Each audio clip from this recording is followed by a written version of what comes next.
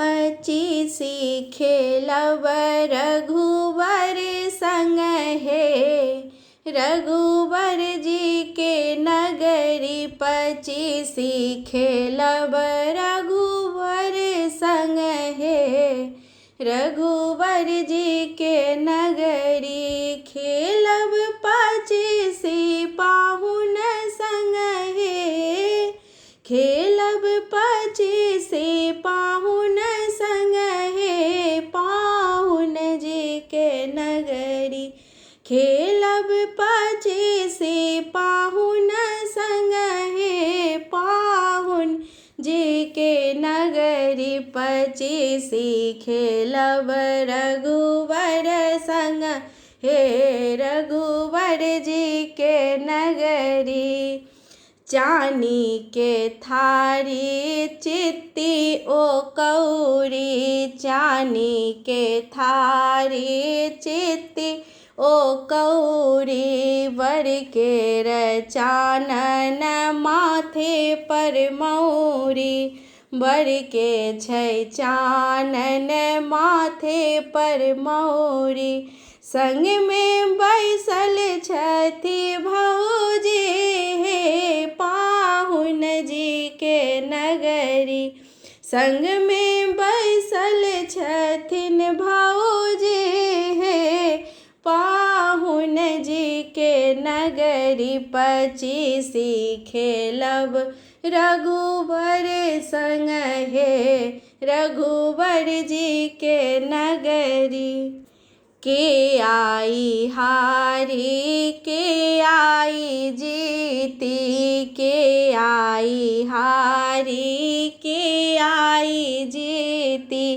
के रे विरोधी की के रे मन मीति। के छथि विरोधी आके मन मीति। आनंद में के आई रहथिन हे।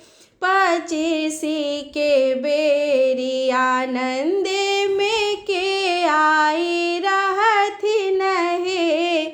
पचीसी के बेरी पचीसी खेलब रघुवर संग हे। रघुवर जी के नगरी पचीसी खेलब रघुवर संग हे।